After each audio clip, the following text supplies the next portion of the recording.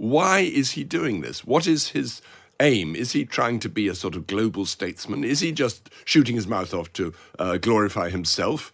He's actually said things that are going to be deeply embarrassing to the Trump administration, particularly what he's said about the AfD, the far-right party in Germany, which has caused anger and fury there and doesn't really help anybody. Let's talk about a man for whom consensus and cooperation and harmony is at the centre of his entire being. I'm referring, of course, to Elon Musk. He was spraying more attacks against the government last night. Michael, former Washington correspondent as well. So it's got all sorts of things going on here in terms of Elon Musk's relationship with British politics and the UK's relationship with the US. I mean, it's the most, I would almost say unprecedented thing we've seen. I mean, we've had people like, obviously, like, Kennedy's father backing the Nazis and so on. You have kind of people with extreme views in America who have big impacts on European politics. But this we've never seen something like this before, particularly coming from somebody who thinks he is very well placed and close to Trump. I wonder how long that will last, but also is the world's richest billionaire, the richest man in the world. I think it's the richest man that's ever lived. I mean, it's just mind-boggling. I mean, more money than most countries have in their national budgets. In fact, more than almost anywhere outside the Western world. Or China, but one wonders, why is he doing this? What is his aim? Is he trying to be a sort of global statesman? Is he just shooting his mouth off to glorify himself?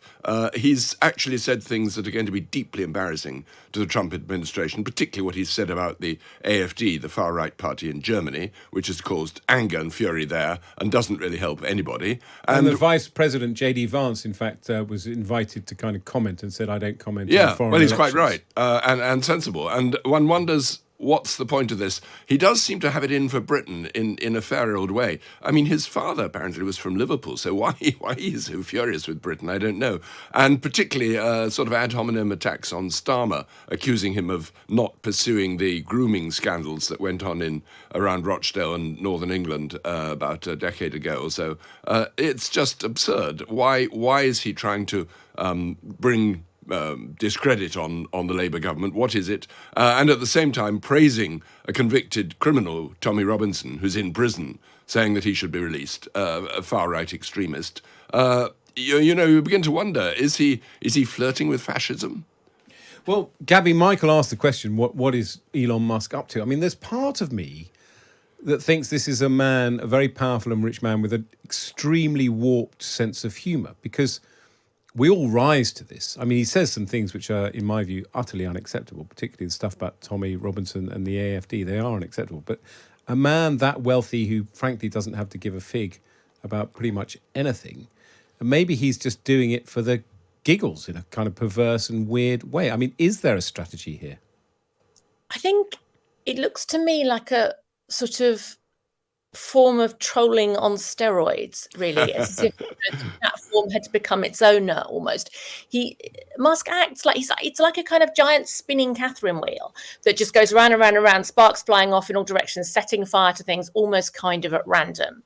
And it's all about engagement. It's all about feeling, there's something cultish about the way a lot of ex-users, or certainly blue-ticked ex-users, the ones who've signed up to the whole monetizing package, think of Musk. It's almost, there's this kind of cult of reverence towards him, and this feeling that I think he clearly enjoys of, being leader of the gang. There's something about Musk that has always been seen as a bit of an oddball, has always been seen as dislikable, doesn't quite enjoy, has all this money, but doesn't enjoy the respect for it, I think, or the kind of, sort of status that you perhaps might expect for that position of wealth and power from other people in business, and kind of wants to be liked by someone, and has found this crowd that does latch onto his every word and does, go with everything he says. I think the question for, certainly the question for the British government in handling Musk, what do they do about Musk, is how long is this actually going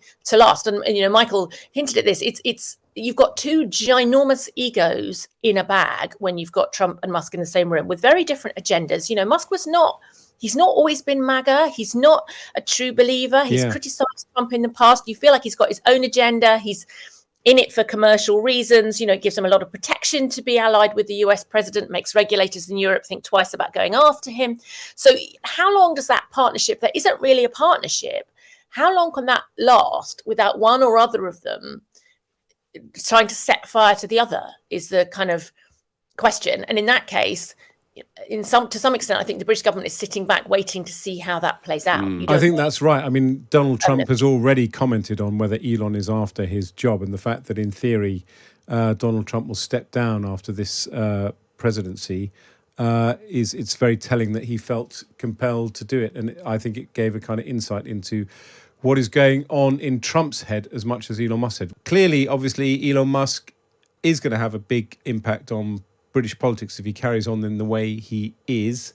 There is this talk of this £80 million to reform, and there's also potentially the kind of idea that Trump and Musk together kind of normalise what reform is going on about. Part of me thinks that if he does give the money to reform, there'll be a kind of great British backlash to foreign interference. What do you think, Mike? I agree entirely. I think it will look very tainted. It will look pretty shabby, and I think Farage would be very wise to keep his distance from that, particularly if Musk starts shouting about all sorts of other things, sounding off his opinions on, the far right in general, and equating reform with some quasi-fascistic kind of ideas that he seems to be spouting.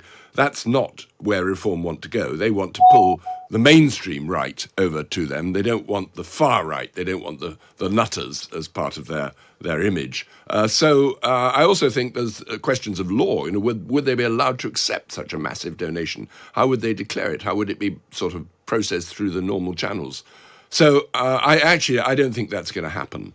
But he is trying to interfere, and one wonders why. It'd be interesting to see whether Lord Mandelson, as the new ambassador in Washington, who's got this delicate task of trying to sweet-talk Trump and make Labour appear, the loyal friends of America that Britain always has been, how he's going to sort of finesse the relations with Farage and also with, obviously, Musk. Absolutely. I mean, Gabby, if it wasn't so kind of impactful and important to all our lives in some ways, what is going on is completely fascinating. It's interesting. We do endless opinion polls. Labour's up, Labour's down. We should be doing opinion polls about Elon Musk. Well, someone has. Someone has. That's the interesting thing. And actually, his approval ratings in the UK have fallen over the time that he's been in charge of Musk, because people have reacted. I think before all this, if people thought of Elon Musk, they maybe thought about, you might have had some admiration for what he'd done with Tesla, or you might have thought he was doing interesting things with rockets, or you might have thought of him as a kind of tech pioneer and a bit mad, but, kind of sort of eccentric boffin. And now he's, kind of someone who's actively promoting fascism across Europe, and that's how he's primarily in people's heads. I think it's interesting. There's I would suspect over time there's going to be a backlash, a commercial backlash against Tesla, against Musk products. Do you really want to be seen? Well, it is interesting that Tesla sales have declined. It may be because the Chinese are producing more cheap electric vehicles. I mean, it's very interesting, the texts that are coming into the show. A lot of people saying we're getting it sort of wrong about Musk, and Musk represents kind of mainstream opinion. But I mean, in terms of opinion polls, Gabby, I mean, I was thinking, there should be an opinion poll now about if Musk gives reform money, will it make you more or less likely to vote reform? I'd be fascinated to see what that came out. I guess it doesn't have a huge propensity on reform voters, because that's not, primarily what's in their heads when they're choosing whether to vote reform or Tory. I think probably this is more of a calculation, as Michael said, for reform, about what kind of strings come attached with that kind of money. And I don't think, the sums that have been talked about, £100 million. I don't think any party should be getting £100 million from one single source. I don't care if that single source is Mother Teresa, not that she obviously £100 million. That's the point. But, it's not you shouldn't be that dependent on one person, because that person then effectively... Well, as the Tories found out to a certain extent they found that out with Michael Ashcroft up to a certain extent. I mean, but at that point. But Michael, going back to your point, which I thought was well made about how Farage needs to tempt the mainstream centre-right voter. Yes. I mean, what is your take on the prospects? I mean, I keep saying, because it's a glib line to give out at a dinner party, that 2025 is the year that defines whether reform is going to be a serious electoral force. Yeah, you're right. It is. It is. And I have to say, Farage is the most influential and charismatic politician in Parliament at the moment. Yeah. I mean, the fact that he has a party of only, I think it is 5 or 4 MPs, but way more influence. And of course, he can point to this huge phalanx of voters that actually voted reform in the general election, even though they didn't win seats. But they've got this large body of people. And opinion polls seem to show that he's attracting more and more disillusioned Tories who are sort of wondering where the party is going. So he's going to be and is a pretty big force. And he's got charisma. You know, he knows how to play it. He's got the populist touch. He's very skilled and very skillful. And he makes his points pretty well. But, you know, whether he can sort of channel all this into the mainstream and whether he can actually replace the Conservatives, I rather doubt that. I don't think there's room for a revived Conservative Party, if it is going to revive, and a strong Reform Party. I feel really it's touch and go at the moment, Gabby, don't you? I do. I think it's more... Because I think Kemi Badenoch is so untried and untested. I think it's much more knife edge than that, because I think we have, you know, I think those of us who are used to watching Nigel, let's face it, you know, there's been a Nigel Farage party of some form under a different name for, you know, kind of most of my sort of working life, and they've tended to fizzle out very quickly, and they've tended to sort of, you know, blow up. But I think this is different. This is not, he's no longer engaged in a project of influencing the Conservative Party from the outside. He's engaged in a project of trying to overthrow or replace the Conservative Party, which sounds on the face of it kind of madly ambitious. But if you look at the sort of shambolic wreck that currently is the Conservative Party, it looks actually suddenly rather less unrealistic. As you know, Michael said, he's incredibly skilled politician. You never want to bet against Farage in any kind of fight. And I think if the Conservative Party can't pull itself together and work out what it is it stands for, who it is it wants to target, why it put those people off for so hideously at the last election, how it comes back from that, then really there's an open goal. I mean, the texts are overwhelmingly for Musk, although somebody has texted and say they've traded in their Tesla based on the views of Elon Musk.